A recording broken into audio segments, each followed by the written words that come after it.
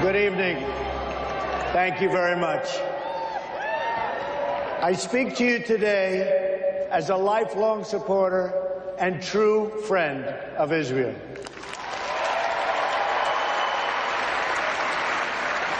I'm a newcomer to politics, but not to backing the Jewish state.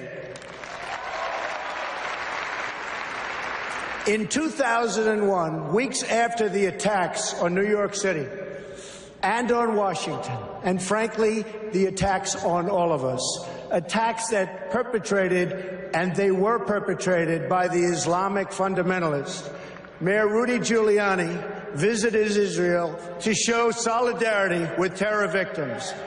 I sent my plane because I backed the mission for Israel 100%.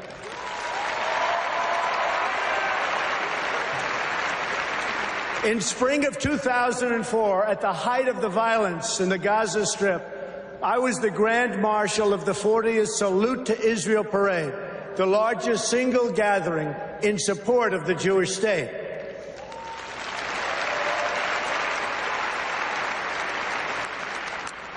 It was a very dangerous time for Israel and, frankly, for anyone supporting Israel. Many people turned down this honor. I did not. I took the risk, and I'm glad I did.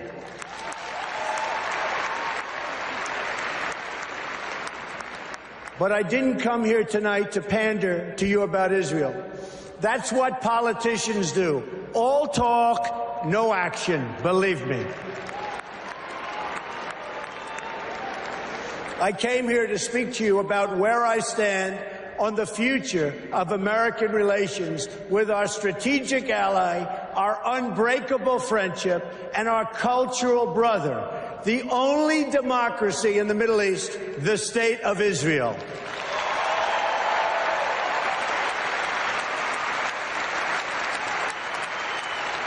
Thank you. My number one priority is to dismantle the disastrous deal with Iran.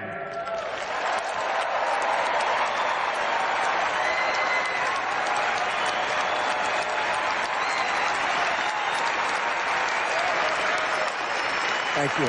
Thank you. I have been in business a long time. I know deal making. And let me tell you, this deal is catastrophic for America, for Israel, and for the whole of the Middle East. The problem here is fundamental. We've rewarded the world's leading state sponsor of terror with $150 billion, and we received absolutely nothing in return.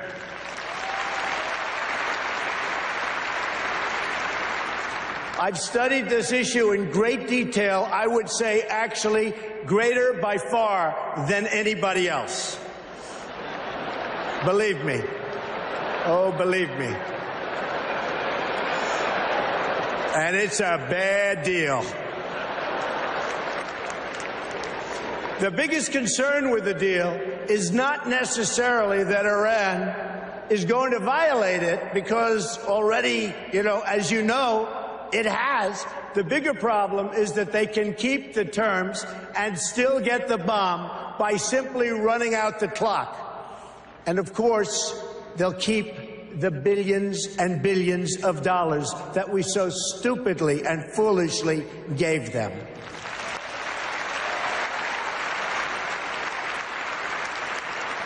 The deal doesn't even require Iran to dismantle its military nuclear capability. Yes, it places limits on its military nuclear program for only a certain number of years.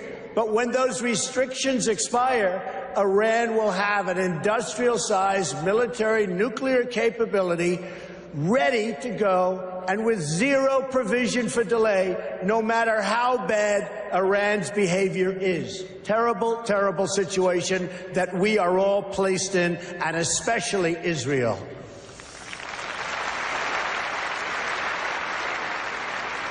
When I'm president, I will adopt a strategy that focuses on three things when it comes to Iran. First, We will stand up to Iran's aggressive push to destabilize and dominate the region.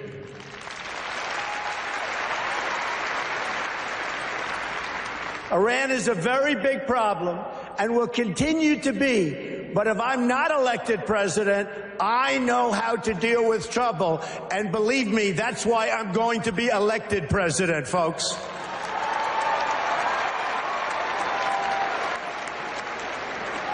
And we are leading in every poll. Remember that, please. Iran is a problem in Iraq, a problem in Syria, a problem in Lebanon, a problem in Yemen, and will be a very, very major problem for Saudi Arabia. Literally every day, Iran provides more and better weapons to support their puppet states. Hezbollah, Lebanon, received, and I'll tell you what, it has received sophisticated anti-ship weapons, anti-aircraft weapons, and GPS systems and rockets like very few people anywhere in the world, and certainly very few countries have. Now they're in Syria trying to establish another front against Israel from the Syrian side of the Golan Heights. In Gaza, Iran is supporting Hamas and Islamic Jihad. And in the West Bank, they're openly offering Palestinians $7,000 per terror attack and $30,000 for every Palestinian terrorist home that's been destroyed. A deplorable, deplorable situation.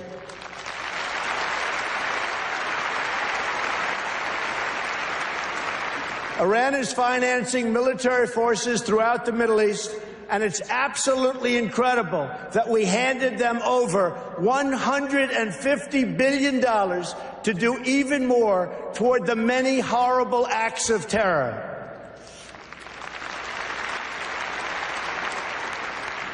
Secondly, we will totally dismantle Iran's global terror network, which is big and powerful, but not powerful like us.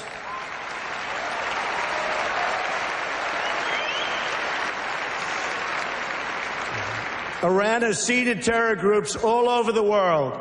During the last 5 years, Iran has perpetuated terror attacks in 25 different countries on 5 continents.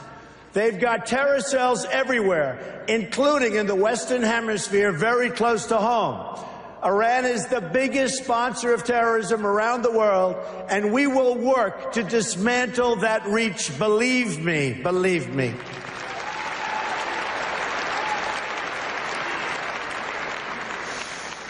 Third, at the very least, we must enforce the terms of the previous deal to hold Iran totally accountable, and we will enforce it like you've never seen a contract enforced before, folks. Believe me.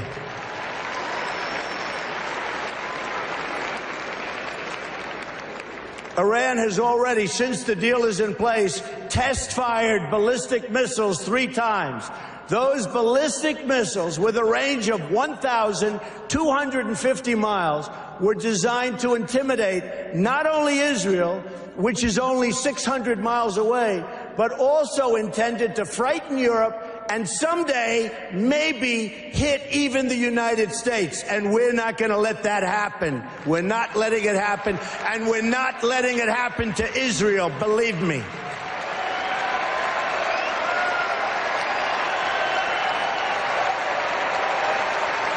Thank you.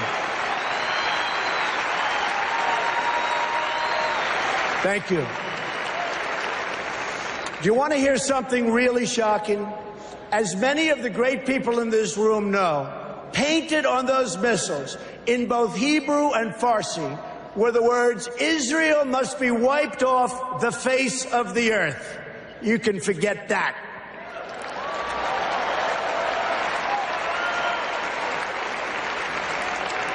What kind of demented minds write that in Hebrew? And here's another. You talk about twisted. Here's another twisted part. Testing these missiles does not even violate the horrible deal that we've made. The deal is silent on test missiles. But those tests do violate the United Nations Security Council resolutions. The problem is no one has done anything about it. We will, I promise we will.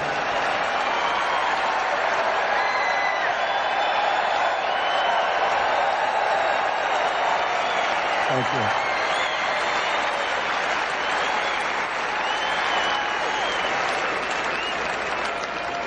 Which brings me to my next point, the utter weakness and incompetence of the United Nations.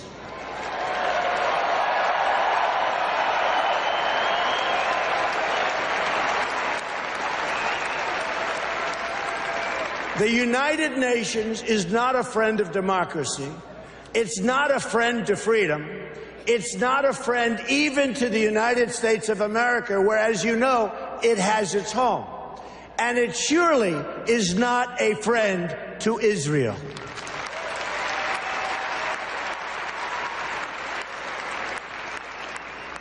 With President Obama in his final year, yay.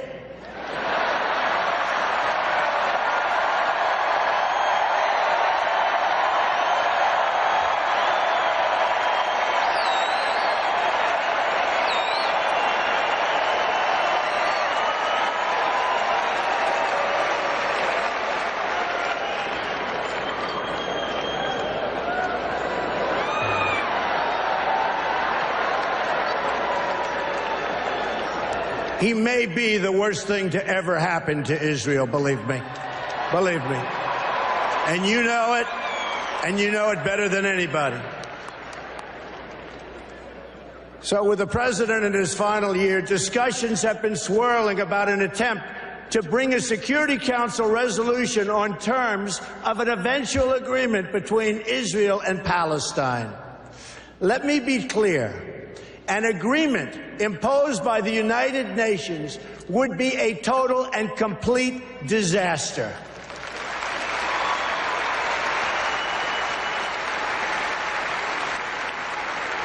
The United States must oppose this resolution and use the power of our veto, which I will use as president 100%.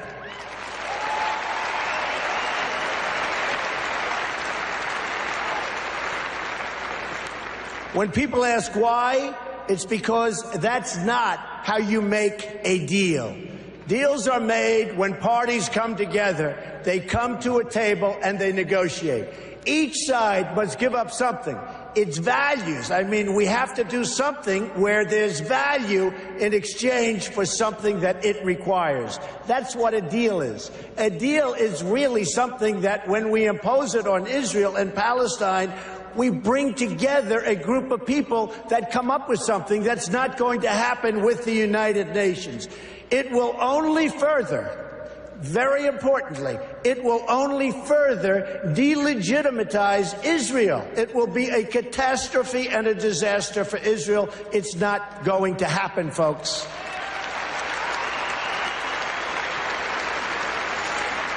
And further, it would reward Palestinian terrorism because every day they're stabbing Israelis and even Americans. Just last week, American Taylor Allen Force, a West Point grad, phenomenal young person who served in Iraq and Afghanistan, was murdered in the street by a knife-wielding Palestinian.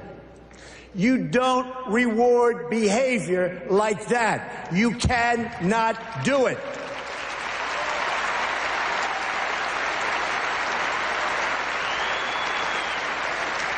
There's only one way you treat that kind of behavior. You have to confront it.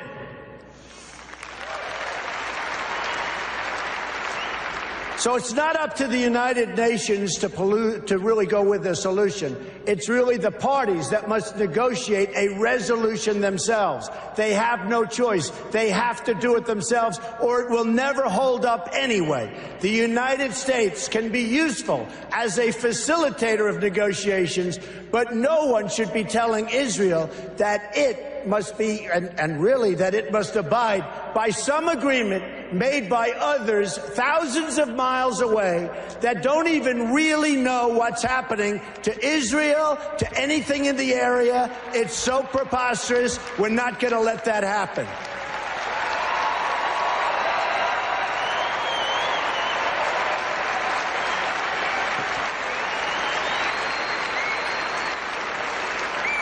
When I'm president, believe me, I will veto any attempt by the UN to impose its will on the Jewish state. It will be vetoed 100%. You see, I know about deal making. That's what I do. I wrote The Art of the Deal. One of the best-selling all-time, and I mean seriously, I'm saying one of because I'll be criticized as if I say the, so I'm going to be very diplomatic. One of, I'll be criticized. I think it is number one, but why take a chance? One of the all-time best-selling books about deals and deal-making. To make a great deal, you need two willing participants. We know Israel is willing to deal. Israel has been trying. That's right. Israel has been trying to sit down at the negotiating table without preconditions for years. You had Camp David in 2000, where Prime Minister Barak made an incredible offer, maybe even too generous. Arafat rejected it. In 2008, Prime Minister Olmert made an equally generous offer. The Palestinian Authority rejected it also. Then John Kerry tried to come up with a framework, and Abbas didn't even respond, not even to the Secretary of State of the United States of America. They didn't even respond. When I become president, the days of treating Israel like a second-class citizen will end on day one.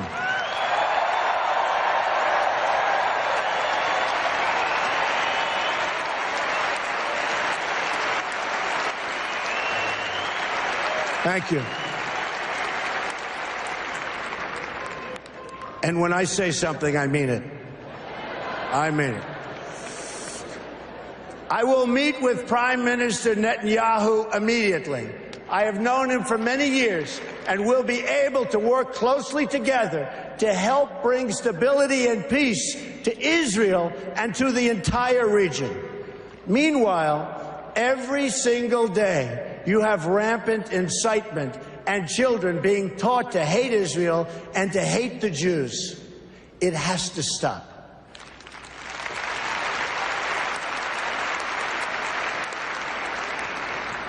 When you live in a society where the firefighters are the heroes, little kids want to be firefighters. When you live in a society where athletes and movie stars are the heroes, little kids want to be athletes and movie stars.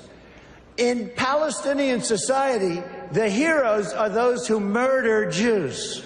We can't let this continue. We can't let this happen any longer.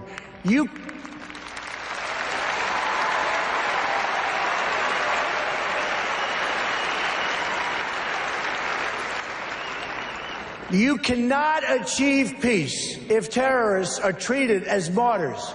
Glorifying terrorists is a tremendous barrier to peace. It is a horrible, horrible way to think. It's a barrier that can't be broken. That will end, and it'll end soon, believe me.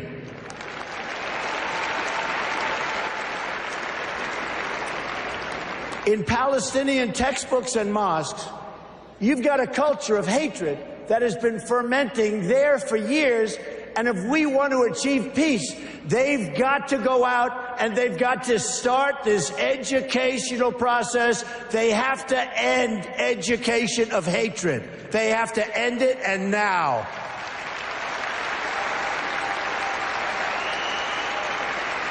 There is no moral equivalency. Israel does not name public squares after terrorists. Israel does not pay its children to stab random Palestinians. You see, what President Obama gets wrong about deal-making is that he constantly applies pressure to our friends and rewards our enemies.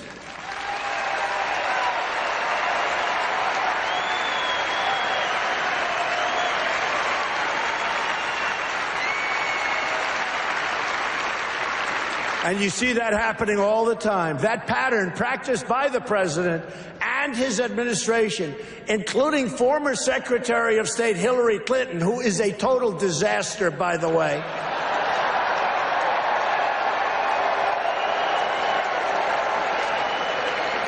She and President Obama have treated Israel very, very badly. But it's repeated itself over and over again and has done nothing to embolden those who hate America. We saw that with releasing the $150 billion to Iran in the hope that they would magically join the world community. It didn't happen. President Obama thinks that applying pressure to Israel will force the issue, but it's precisely the opposite that happens. Already, half of the population of Palestine has been taken over by the Palestinian ISIS and Hamas, and the other half refuses to confront the first half, so it's a very difficult situation that's never going to get solved unless you have great leadership right here in the United States. We'll get it solved one way or the other. We will get it solved.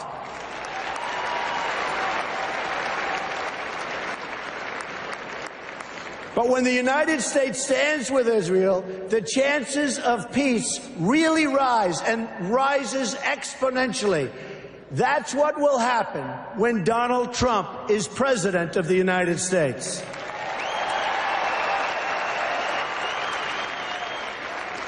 We will move the American embassy to the eternal capital of the Jewish people, Jerusalem.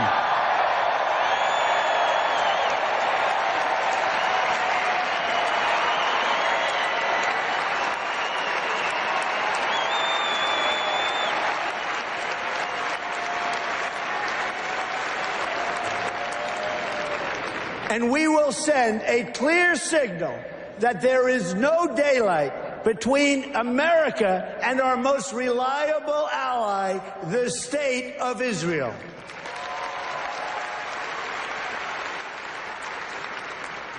The Palestinians must come to the table knowing that the bond between the United States and Israel is absolutely, totally unbreakable.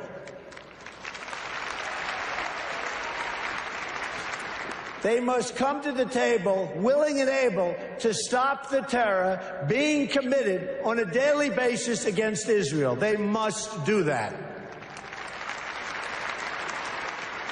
And they must come to the table willing to accept that Israel is a Jewish state and it will forever exist as a Jewish state.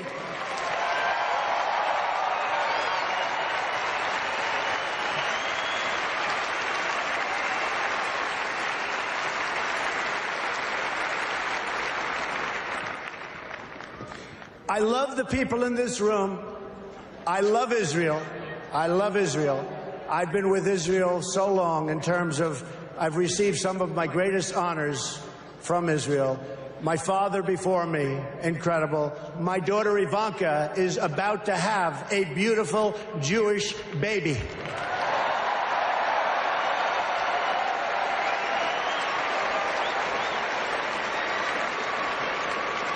In fact, it could be happening right now, which would be very nice as far as I'm concerned.